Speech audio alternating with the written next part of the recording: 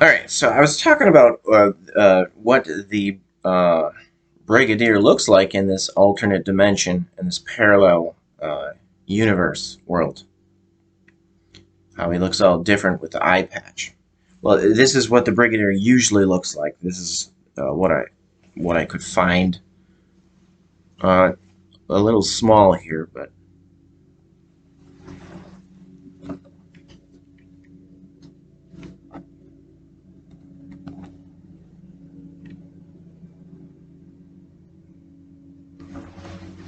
so he looks a little different in this parallel world.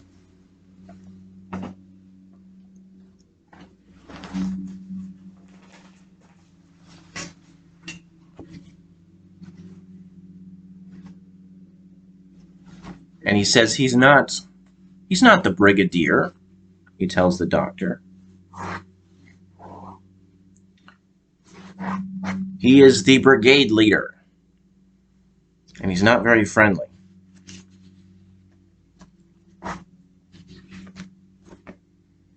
Okay, so this is when the doctor realizes he's in a parallel space-time continuum.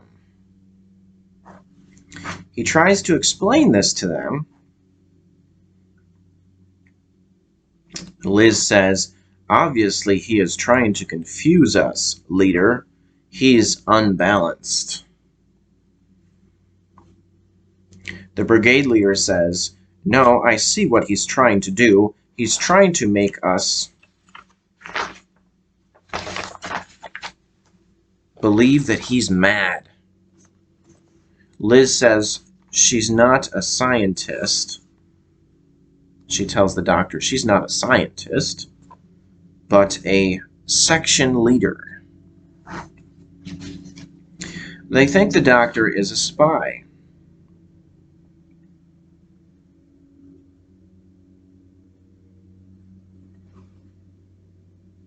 So there's a lot of interrogating of the doctor. They keep asking him the same questions over and over, drilling him, saying, "Who are you? Why are you here?" Because they think he's a spy. And they're not believing his story about being from a alternate parallel dimension.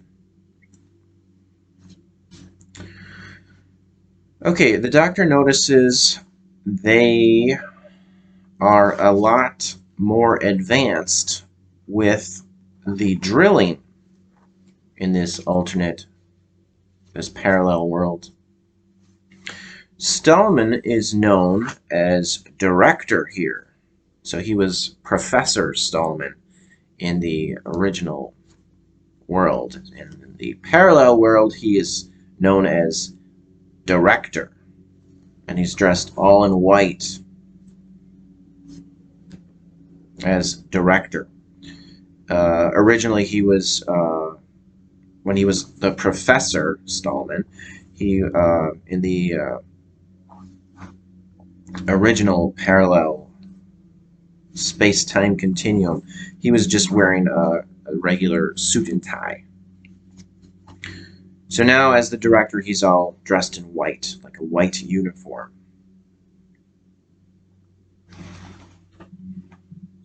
Alright, you can see on here.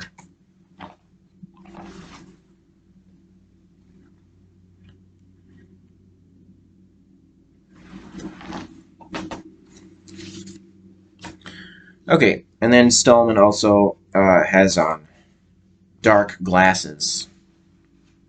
I think he originally did, but then he didn't always have on the dark glasses. Stahlman tells the doctor that Sir Keith was killed in a motor accident 24 hours ago. He was on his way to the ministry in London.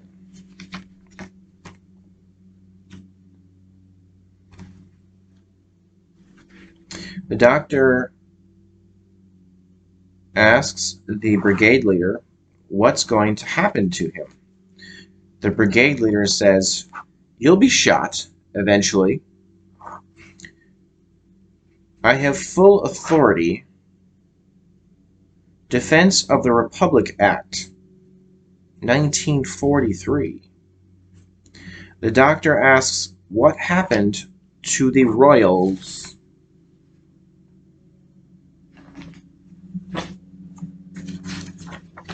The brigade leader says, executed, all of them. The doctor says, pity, a charming family. Just recently, the Queen died.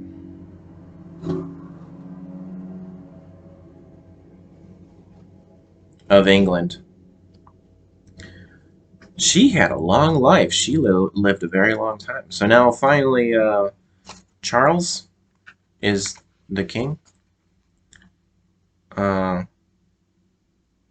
He's either the second or the third. Charles the Third. I think King Charles the Third. He was probably waiting a long time. He was probably anticipating a long. He did wait a long time to become king, but he was probably anticipating to become king for a very long time.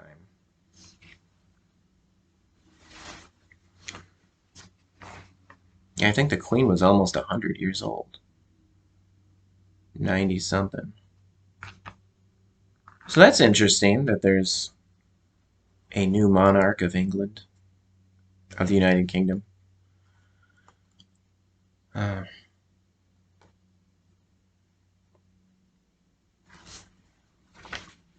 right, back to Inferno.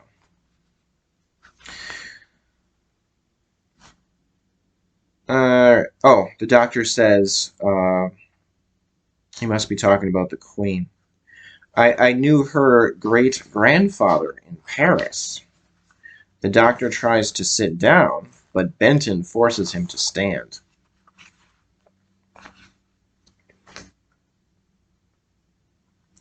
The brigade leader says they are the Republican security force, and the reason they are there is that this is a scientific labor camp. The doctor says, staffed by slave labor, I take it. Well, you're all in very grave danger. Before that computer broke down, it was transmitting danger signals. The brigade leader says, you condemn yourself. No one but a spy could know that. The doctor says, but I don't exist in your world. The brigade leader says, then you won't feel the bullets when we shoot you.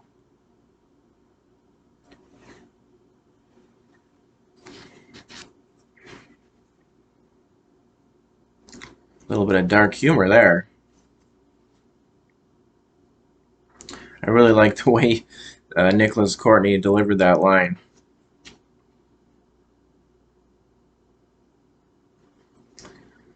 The brigade leader later says, you are giving us a great deal of trouble.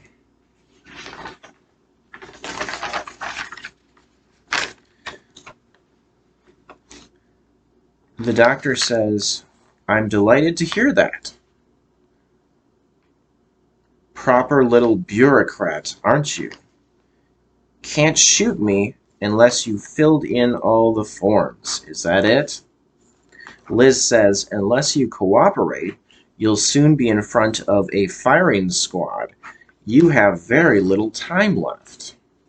The doctor says, my dear young lady, if that computer was functioning, it would warn us that we all have very little time left. The doctor is left alone with Benton. Benton gets close to the doctor, and the doctor asks, tell me, have you ever seen anything like this before? The doctor puts 2 fingers in front of Benton's face, then presses his fingers firmly on his chest.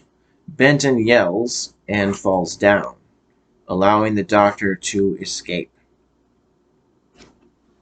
Everybody's running around because there's a leak in one of the pipes. Stahlman discovers the doctor and yells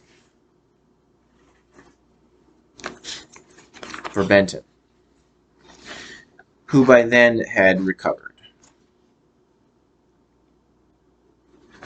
The doctor is trying to repair the computer. The doctor is trying to repair the computer, while Benton threatens to shoot him. Liz Shaw stops Benton and tells the doctor the computer is none of your concern. The doctor says, I should say it was everybody's concern. The doctor finds an extra microcircuit and puts it in the computer, fixing it. The doctor says the pressures and the heat are overwhelming the present velocity of the drill bit. You can disperse the heat and the pressure by creating a reverse vortex at the bottom of the shaft when all systems are reversed. Well, that was complicated. The doctor says we push all the coolant down the output pipe and then draw up all the debris from the bottom of the shaft through the inlet pipe. They agree to try what the doctor suggests.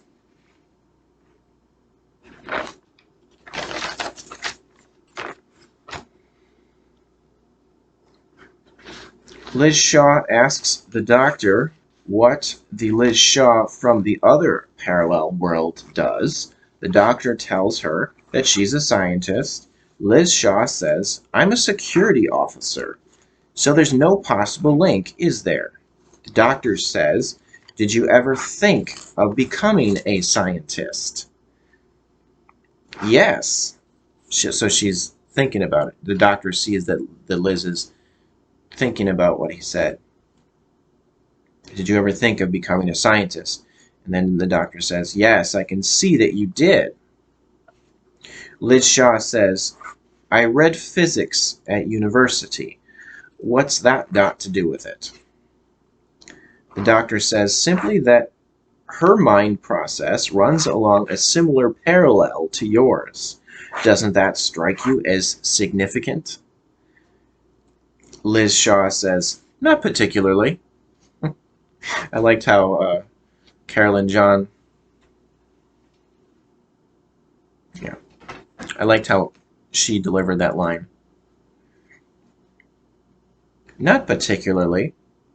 The doctor says, whatever they taught you in this bigoted world of yours, you've still got a mind of your own. Now use it before it's too late.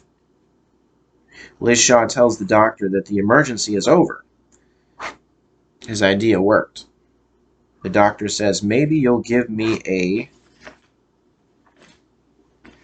medal posthumously. Liz Shaw says, you find the idea of death amusing? The doctor says, no, not particularly. Do you? You said the emergency was over. Well, it isn't. As long as you people go on drilling, you're rushing into terrible danger. Later, the doctor tells the brigade leader and Liz Shaw, the TARDIS slipped me sideways in time. Liz Shaw says, he's just babbling. The doctor asks the brigade leader to have Director Stahlman remove his left glove. Stahlman says a madman should be humored. He reveals his green bandaged hand. The doctor warns Stahlman that he's been infected, but they take the doctor away to a cell. Stahlman tells the brigade leader, before the day is over, I want the doctor liquidated.